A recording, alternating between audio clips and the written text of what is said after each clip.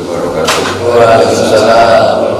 Alhamdulillahirabbil alamin wassalatu wassalamu ala asyrofil mursalin sayyidina Maulana Muhammadin wa ala alihi washabihi ajmain. Amma ba'du. Semua anggota kedokteran dan semua perawat, semua yang berjasa di bidang kesehatan yang saya hormati, utamanya Dr. Sutrisno. Di sini ada Dr. Agung, Dr. Ahmad Snorongdoni, ada Dr. Rini Jendika, ada Dr. Wasfito, dan semua di sini. Ada Dr. Rafiq, ada Dr. Askan, semua yang saya hormati. Sebagaimana mukadimah tadi siapa? Dr. Hasil. Dr. Hasil. Ini Hasil sembuh ini. Juga Hasil kantor kiai. Katanya dokter juga manusia, sudah tahu. Tapi begini, ada 3 referensi dari kitab-kitab yang saya pelajari tentang ilmu kedokteran. Tapi saya tidak masuk terlalu jauh pada bidang yang tidak saya tekuni, tapi saya mau cerita dulu. Saking tawakalnya Nabi Musa, nanti tak baca teksnya aslinya di kitab Ihya. Saking tawakalnya Nabi Musa, ketika sakit tidak mau berobat, dan bangsa Israel karena mulai dulu terpelajar sudah tahu sakit itu obatnya seperti ini. Mungkin bedanya dulu tidak perlu ke puskesmas, tidak perlu ke apotek, tidak perlu bayar, karena dulu zaman orang ikhlas. Jadi kalau mengobati ya tidak perlu bayar, yang jadi dokter juga tidak perlu merasa harus dibayar. Memang dulu era ikhlas. Sekarang kalau ikhlas jadi ribet. Akhirnya penyakit itu tidak sembuh-sembuh, sampai lama tidak sembuh-sembuh. Dan ketika Nabi Musa menjustifikasi dirinya bahwa dia atas nama tawakal, oleh Allah ditegur, apakah kamu Musa ingin membatalkan, ingin mengcancel, ingin menggagalkan hikmah yang saya buat. Jadi intinya ada bahan tertentu yang dari awal didesain Allah untuk obat tertentu. Sehingga kalau kamu tidak percaya fungsi-fungsi itu sebagai obat, berarti Anda tidak percaya hikmah yang saya ciptakan. Sehingga cerita akhirnya Nabi Musa harus meminum obat itu dan menjadi sembuh. Sehingga itu dibabkan oleh Imam Ghazali bahwa at-tadawi la yunafi tawakkul, bahwa berobat itu tidak berlawanan dengan tawakal. Tapi ada cerita kedua juga di beberapa khazanah itu masih tentang Nabi Musa. Suatu saat beliau sakit gigi, ya namanya orang sakit ingin berobat. Tanya sama Allah, dikasih resep, disuruh ngunyah rumput tertentu. Dan itu jauh sekali dari tempat Nabi Musa. Setelah beliau datang ke tempat itu dan mengunyah rumput itu, sembuh. Suatu saat Nabi Musa itu sakit lagi, nggak konsultasi lagi dengan Allah, tapi langsung ngunyah rumput itu, tapi tambah sakit. Akhirnya protes sama yang bikin resep, yaitu Allah. Dalam hal ini Allah, bukan dokter, langsung Allah. Ya Allah, ini sesuai resep jenengan, kenapa tambah sakit? Tapi kata Allah, dulu kamu percaya saya, sekarang percaya rumput. Ya sudah, minta obat sama rumput. Jadi akhirnya ya sudah seperti itu. Jadi ini pelajaran bagi kita bahwa obat ya tidak segala-galanya, bahwa tawakal juga jangan menjadikan kita tidak berobat. Itu khazanah yang saya baca dari kitab Al-Ihya dan beberapa kitab. Terus ketika kelirunya kita sebagai manusia itu biasanya fokus itu kalau di agama itu malah salah. Bukan salah fokusnya, tapi salah mengabaikannya. Misalnya begini, gara-gara ada COVID misalnya, semua orang tergerak untuk supaya COVID itu tidak menjalar, tidak banyak makan korban. Padahal kalau kita fair, potensi kalau yang kita takutkan adalah kematian, potensi kematian karena chaos sosial, karena kegaduhan politik, atau karena gempa, atau karena tsunami itu banyak sekali. Sehingga barokahnya mengerti potensi-potensi itu semua, meskipun kita ngurus COVID juga harus ngurus kestabilan ekonomi politik. Karena kalau yang kita takutkan kematian, semua kesalahan manajemen dalam mengatur konflik, kesalahan menata alam ini juga bahaya. Sehingga dengan demikian kita akan stabil, jangan semua energi diarahkan ke sana. Ini takutnya ada gaya yang lebih dasar karena geososial, karena ekonomi atau karena politik. Di sini dibutuhkan kearifan untuk mengelola bangsa ini. Sehingga agama tidak mau terjebak ke tema tertentu. Agama yang mengajarkan kita, kata Allah, saya ini Tuhan, kata Allah, yang setiap saat bumi yang kamu pakai saat tenggelamkan. Kalau bahasa modern sekarang disebut likuifaksi. Amin tuman fisama ayakhsifa bikumul ardo fa idza hiya tamut. Bumi yang kamu injak bisa saja setiap saat likuifaksi dan Anda akan hancur semua, tenggelam. Amin tuman fisama ayursila alaikum hasiba, atau meteor-meteor yang di langit setiap saat jatuh dan Anda juga akan mati semua. Atau sistem alam ini saya hancurkan dan Anda juga akan mati semua. Sehingga ketakutan ulama itu mungkin ini yang beda dengan ketakutan dokter. Kalau dokter rame-ramenya pandemi ya takutnya sama COVID. Kalau rame-ramenya geososial, orang politik ya takutnya geososial. Kalau orang ahli geologi mungkin lebih takut pergeseran bumi, nanti takut gempa, takut ini. Tapi apapun itu, ketakutan itu sah berdasar keilmuan. Memang semakin kita mengkaji satu disiplin keilmuan, kita akan tahu gaya-gaya alam atau gaya sosial atau gaya apa saja yang ada di sekeliling kita. Sehingga kenapa orang baca surat Tabarok menjadi spesial, di situ diingatkan terus. Di antaranya diingatkan kul ara'aitum in asbaha ma'ukum kharam fama ya'tikum bima iman. Kamu sekarang butuh air. Misalnya kita sudah menemukan obat atau vaksin anti Covid, tapi Allah menghilangkan air yang kita butuhkan. Kita mau apa juga? Bisa saja air itu setiap saat ghaurah itu hilang di telan bumi. Famai ya'tikum bima iman. Lalu siapa bisa mendatangkan air itu? Belum lagi kita bicara oksigen. Jadi saya atau semua kiai, semua ulama yang mewakili agama, oke, kita sebagai manusia takut Covid, juga takut geososial, juga takut apa saja. Tapi semoga ketakutan itu menjadikan kita kembali kepada Allah yang jiun, Allah yang tahu. Kita menjadi tahu bahwa kita lemah, kita tidak siapa-siapa. Jadi katanya Dr. Kasil, kita memang ya manusia, Ustadz juga manusia, Kiai juga manusia. Cuma bedanya mungkin saya lebih siap karena saya menghitung nyawa itu hanya sehari. Jadi saya tuh merasa hidup saya itu hanya sehari-sehari. Jadi nggak lama-lama. Misalnya hari ini saya hidup, mungkin besok mati, besok hidup lagi, mungkin besok mati. Sehingga bayangkan hidup itu udah mulu-mulu ya. Memang aturannya gitu. Wa amali akhiratika karena kata mutu dan kalau sudah beramal untuk akhirat, bayangkan Anda itu mati besok. Sehingga kata para ulama, kalau kamu sholat, seakan-akan itu sholat terakhir kamu. Kalau kamu sayang sama anak istri, juga seakan-akan itu sayang terakhir. Sehingga semuanya maksimal. Coba andaikan seseorang mau dihukum mati hari Senin, mungkin Ahad ini sangat maksimal dalam menyayang anak istrinya, dalam bersujud, dalam apa saja. Nah kita ini orang-orang yang membayangkan hidup itu panjang sekali, sehingga semuanya kita atur. Bahkan saat melawan penyakit pun kita lupa.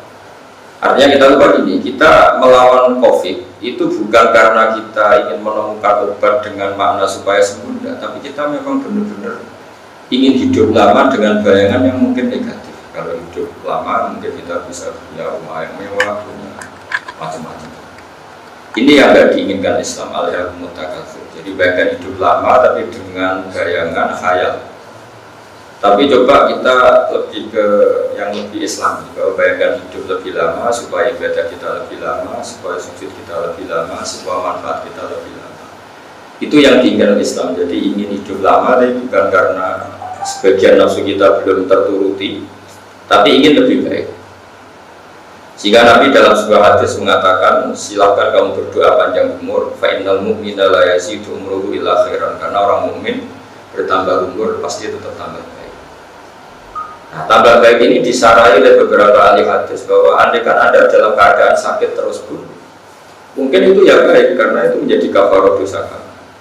Mungkin dalam pandangan keilmuan, barokahnya ada orang sakit terus terjadi penelitian ilmiah ini sakit apa diteliti, itu ya bikin banyak pekerjaan. Apalagi kalau ada penemu obatnya, terus dia dapat kumplot atau dapat penghormatan apa. Jadi semua yang diciptakan Allah itu harus dilihat ada hikmah. Cuma pesan saya kepada semuanya bahwa fokus itu dalam hal ini itu ya baik, tapi coba dipertimbangkan. Sebetulnya untuk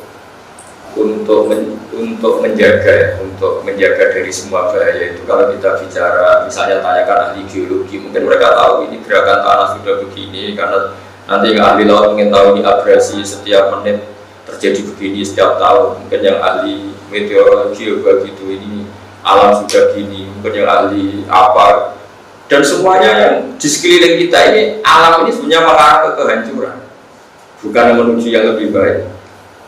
Sehingga orang-orang sufi dulu kalau hujan itu, kamu udah bisa nata dunia. Allah bikin dunia itu renanya mau dihancurkan itu. Jadi desain dunia itu untuk dihancurkan. Artinya, buat kamu tata kayak apa, arahnya dunia ini menuju kiamat, bukan menuju yang lain. Sehingga orang-orang sufi dulu itu rileks karena tadi. Tapi barokahnya iman seperti itu bukan menjadi dablek, tapi begitu tergantung kepada Allah. Coba kalau Mars itu jatuh, planet Mars, kayak apa kita bisa? Sehingga Allah sering ingatkan, Inna huwa yumsikus samawati wal arda an tazula wal in zalata amsakahuma min ahadin min ba'di. Meteor tidak jatuh itu ya jasanya Allah. Bumi tidak gempa ya jasanya Allah, tidak likuifaksi. Padahal semua potensi itu ada. Bumi itu, di bawah bumi ini ada magma, ada minyak, ada apa saja. Kemudian sistemnya, ekologinya sudah dirusak. Jadi kalau kamu takut COVID karena itu menjadikan kematian masif, itu lebih cepat gempa, lebih cepat tsunami. Juga tsunami sekian detik sudah 100.000 orang kemarin yang di Aceh.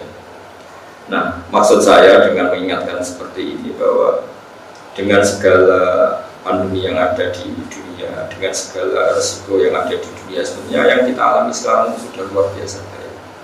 Karena kalau Allah menghendaki, gampang saja menghancurkan alam ini. Termasuk tadi dimulai dari menghilangkan air, kul ara'aytum min asbaha ma'ukum khoron kama ya'tikum bima. Ini mungkin nasihat umum, tapi bagus untuk didengarkan supaya semua orang itu tidak ujub. Jangan karena kita nangani COVID terus kita ujub seakan-akan kita paling berjasa menjaga kehidupan. Nanti yang bagian nangani keamanan, kestabilan sosial seakan-akan kita paling berjasa. Apa artinya sosial stabil? Sistem sosial baik, politik baik, tapi orang berpenyakitan juga mati. Dan juga sebaliknya, apa artinya badan sehat, tapi keadaan politik tidak baik, juga orang mati mungkin karena saling membunuh dan macam-macam. Apa artinya kesehatan baik, politik baik, tapi tauhid kita salah, sholat kita salah, terus kita berakhir masuk neraka. Terus kerennya apa? Makanya saya pernah ada seorang yang bilang, Gus, tak kasih dokter honoris causa. Buyut saya itu ada satu. Saya tuh takut masuk neraka, masa dokter masuk neraka kan gak keren kan? Jadi artinya gini, kalau sudah berani jadi orang keren harus punya komitmen jangan masuk neraka. Malu kita sudah profesor, mubalagh, ustaz ternyata masuk neraka. Itu Umar bin Abdul Aziz gitu. Umar bin Abdul Aziz seorang khalifah yang diantara yang paling adil, sampai punya gelar ya khamisal khulafa. Jadi khalifah itu ada 4, yang kelima paling adil disebut Umar bin Abdul Aziz. Beliau itu suka istri yang paling cantik, kalau pakaian yang paling bagus. Dia orangnya ambisius, kalau gelar ya sampai profesor gitu, kalau sekolah ya sampai kumlot. Pokoknya dia cari yang terbaik. Suatu saat dia itu menanggalkan itu semua, dan dia seorang presiden, seorang amirul mukminin. Ditanya, mana mental kamu yang dulu ambisius, yang terus sekarang perfeksionis, ya dia semuanya harus suka sempurna. Tapi setelah dia jadi khalifah, jadi presiden itu pakai pakaian yang lusuh, tiap malam bersujud, tiap pagi kantor nyari siapa orang miskin yang butuh bantuan, dan dia jadi orang yang sangat soleh. Ketika ditanya, kenapa anda sekarang jadi begini? Jawabannya, innali nafsan tawwabah. Saya ini punya jiwa yang nggak bisa dikendalikan. Kalau sudah punya keinginan harus disampaikan. Maka sebagaimana saya sukses jadi dokter, jadi profesor, jadi pejabat, sama harus sukses jadi masuk surga. Karena saya itu orang paling malu kalau gagal. Jadi kalau anda sudah berani jadi dokter atau jadi kiai atau jadi mubalagh, harus berani juga menjadi ahli surga. Dengan kengototan yang sama saat kita ingin jadi dokter, jadi spesialis, jadi apa. Jadi dalam ilmu tasawuf disebut nafsuka matiyatuka farfubiyah. Mental yang ada diri kamu itu kendaraan kamu untuk menuju apa. Enggak apa-apa kamu ambisius, tapi juga harus ambisius untuk masuk surga. Jangan ambisius ingin jadi dokter, jadi profesor, jadi ketok, tapi ketika ibadah lembek sebenarnya. Gak apa-apa kamu punya mental tawadhu. Saya punya jiwa yang skeptis, ragu. Tapi jadikan keraguan Anda setiap ingin melakukan sesuatu jadi ragu melakukan maksiat, ragu melakukan korupsi. Jadi intinya kata orang-orang tasawuf, nafsuka mati ya tuka farfuka. Jiwa kamu itu, ya kendaraan kamu menuju Allah, maka kelolalah yang baik. Jika pahala tertinggi dalam Islam adalah menyelamatkan nyawa, maka selamatkan nyawa orang-orang yang kena COVID dengan niat bahwa menyelamatkan nyawa itu pahala paling besar. Nanti yang bagian polhukam atau bagian kepolisian atau bagian apa, bahwa Indonesia tidak boleh kios karena dengan demikian tidak ada pembunuhan, tidak ada konflik sosial. Usahakan itu sebagai ibadah kamu untuk menjaga tidak terjadi sabut jima, tidak terjadi pertumpahan. Begitu seterusnya. Kita punya uang, ada orang miskin, kita kasih makan dengan niat kalau tidak makan dia mati. Berarti kita berkontribusi supaya orang itu tidak mati. Sama, itu ibadahnya juga menjaga nyawa. Itu yang dikatakan Allah. Bila jika katabna ala bani Israil annahu man qatala nafsan bi ghairi nafsin faka'annama qatala an-nasa jami'a wa man ahyaha faka'annama ahyan nasa jami'a. Siapa yang berkontribusi menyelamatkan nyawa satu, maka sama juga menyelamatkan nyawa seluruh dunia. Karena orang yang kamu rawat, yang para dokter rawat, dia mungkin kepala keluarga yang kalau sembuh akan menghidupi satu keluarga. Atau dia anak kecil yang jadi semangat keluarga itu kalau dia hidup satu keluarga punya semangat. Kenapa butuh kiai? Padahal kiai itu tidak tangani medis, karena kiai ini yang menjaga ritme tauhid, ritme bahwa irama kita hubungan dengan Allah jangan sampai ketika diuji terus muamalahnya dengan Allah dulu, ketika diuji hubungannya dengan Allah dulu. Karena kita harus tetap menjaga tauhid bahwa kita dari tidak ada kemudian ada, dan arahnya pasti menuju tidak ada lagi. Lalu dengan kondisi kita yang musakhkhar, kita ada ya ada karena kehendak kita sakit ya ada kehendak kita mati ya kehendak kita. Jadi kita tahu bahwa hidup ini masya Allah karena malamnya salam ya. Hidup itu terserah Allah bukan terserah kita. Barokahnya ngerti itu kemudian kita tawakal, kita sungkem ning pangeran, kita sujud, kita baik. Jadi apapun itu saya mohon semohon-mohonnya bahwa jadikan apa yang Anda tekuni, misalnya profesi jadi dokter, bahwa menyelamatkan nyawa manusia itu ibadah. Sehingga di sini disebutkan harus dikawal oleh hukum fikih, ada kisos supaya orang tidak mudah bunuh karena hukumannya berat. Orang yang mampu harus memberi makan yang miskin juga demi menjaganya. Kestabilan harus kita jaga supaya orang bisa bekerja, bisa makan dan seterusnya. Terus ahli medis, ahli gizi membuat list ini makanan yang manfaat, ini yang makanan yang mudarat, juga demi menjaga nyawa manusia. Dan begitu seterusnya, Sehingga barokahnya ngaji seperti ini kita akan tambah dekat pada Allah Subhanahu wa Ta'ala. Ini saya baca teks supaya jadi inspirasi untuk semua yang nangani COVID atau nangani penyakit lain atau nangani problem sosial yang lain, karena sama kita ingin menyembuhkan orang sakit juga demi menjaga, sama kita ingin menjaga stabilitas Indonesia juga supaya tidak ada chaos, tidak ada prahara yang menghilangkan nyawa. Di sini di kitab saya di halaman 380 juz 4 kitab Ihya Ulumuddin. Nah, di sini diantaranya dijelaskan wadah tarobatul ulama. Di sini disebut anna Musa alaihissalam iktalla bi'illatin fadakhala ali banu Israila fa'arafu illatahu wa faqalu lahu law tadawaita bikada la barita. Jadi ketika Nabi Musa sakit dijenguk komunitas Bani Israel, mulai dulu orang Israel memang sudah maju. Mereka bilang law tadawaita bikada la barita, engkau berobat dengan obat ini pasti engkau akan sembuh. Faqala la atadawa hatta yu'afiyani wa min ghairi dawain. Saya tidak akan berobat sehingga Allah menyembuhkan saya tanpa harus berobat, karena Allah ala kulli syai'in qadir, Allah mampu melakukan apa saja. Faqala illatu. Kemudian penyakit itu tambah menjalar, tambah sakit. Orang-orang Israel datang lagi. Faqala lahu inna dawa hadhihi la ma'rufun mujarrad. Jadi mulai dulu yang namanya obat itu syaratnya harus dua, ma'ruf dan mujarrad. Penyakit Anda ini bisa diobati dengan obat yang sudah dikenal di kalangan medis, mujarab dan sudah diuji coba. Jadi mulai dulu aturan obat memang harus sudah diuji coba mujarab. Makanya di kalangan kiai itu yang rodo-rodo dukun itu kitab namanya mujarobat. Itu di dunia kiai terkenal sekali kitab mujarobat. Memang syaratnya apa? Berubah itu harus sudah terbukti. Wa inna nataja wa bihi fanabro. Kita sudah sering menggunakan itu dan kita sembuh. Makanya sekarang ada uji coba, uji klinis. Terus ada relawan yang diuji coba karena memang ukurannya harus ujar wa inna nataja wa bihi fanabro. Fakola kata Nabi Musa la atadawa, saya akan berubah.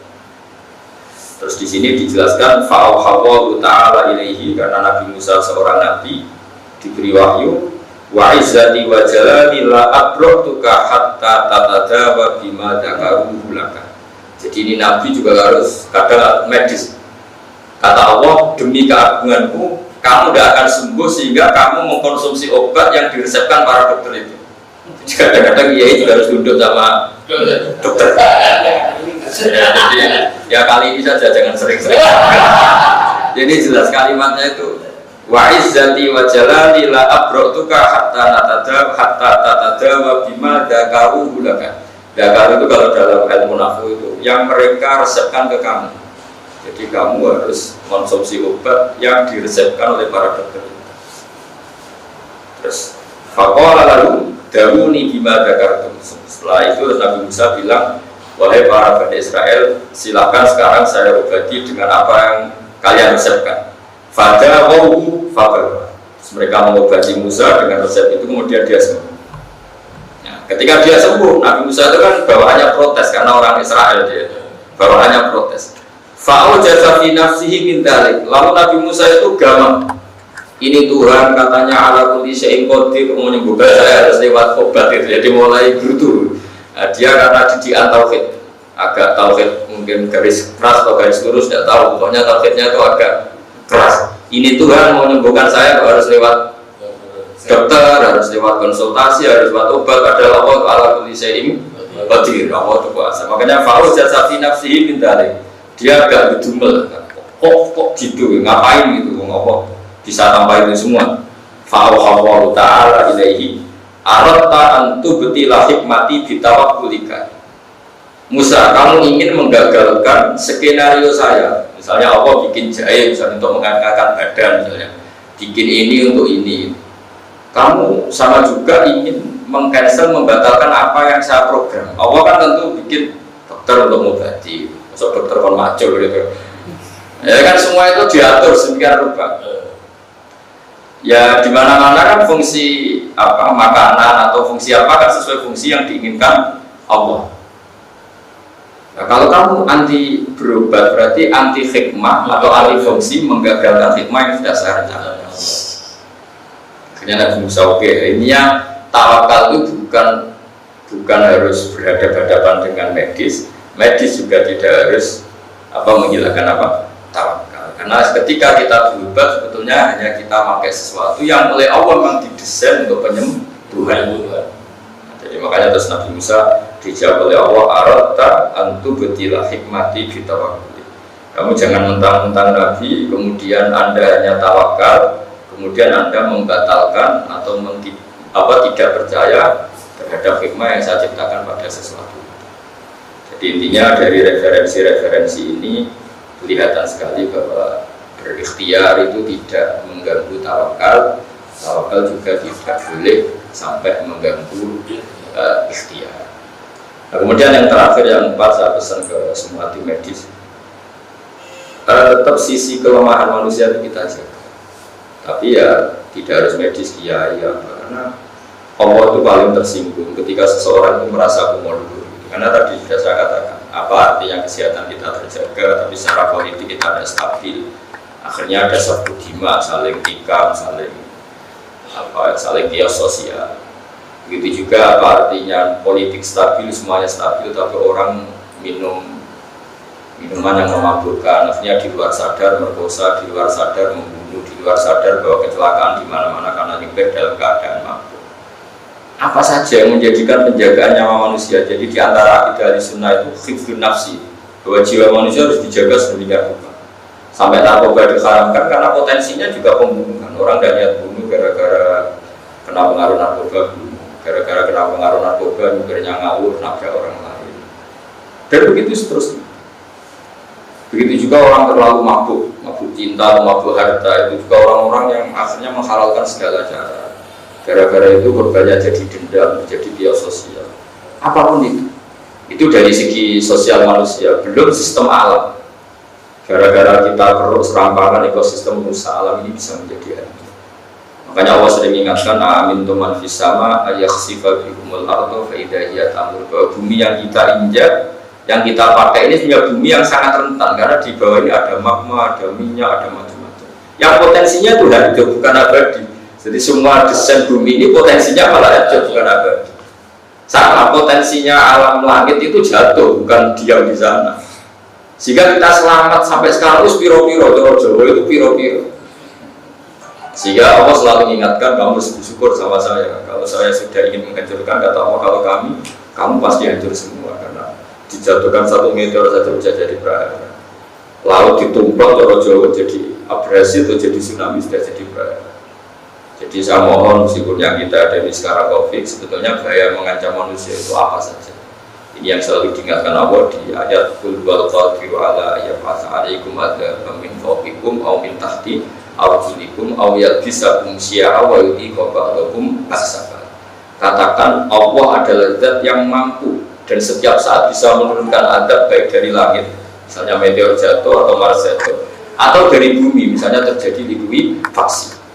Aw yalbisakum syi'an, atau Allah menciptakan kalian itu sistem sosialnya buruk sekali sehingga kalian saling bunuh. Kita alhamdulillah tidak mengalami yang baik di Syria, di Irak, di mana. Itu meskipun orangnya nyun sewu nggak kena COVID semua, tapi dengan sistem sosial kayak gitu korbannya juga. Makanya kita harus bersyukur bahwa monggo yang lembaga medis yang nangani tadi COVID, yang Pak Polisi, yang kepolisian nangani stabilan, yang Pak Tentara juga sesuai fungsi masing-masing. Kiai juga sesuai masing-masing. Yang nanti mujarobat di monggo dipraktekkan mujarobatnya. Nggak apa-apa, tapi semua ini untuk menjaga hablim minallah wa hablim. Saya kira demikian. Semoga ini bermanfaat. Nanti juga para pak dokter ini belajar nanti yang di IFIA ini supaya lebih pede bahwa mengobati pasien itu bagian dari syariat Islam. Ketika Nabi Musa menentang pengobatan berdasar tawakal, malah ditegur Allah, arota antu betila hikmati bitawakul. Kamu nggak boleh membatalkan hikmah yang saya ciptakan pada sesuatu itu. Jadi tadi Allah, misalnya kamu badan yang diketahui orang awam lah, kalau badan kamu kedinginan, orang awam tahu harus minum jahe. Jangan terus nggak mau minum. Wah sudah, kalau Allah mau bikin hangat ya hangat sendiri gitu ya. Jadi ribet kan. Terus kata awal terus bikin jahe gunanya lebar gitu. Jadi saya kira demikian. Assalamualaikum.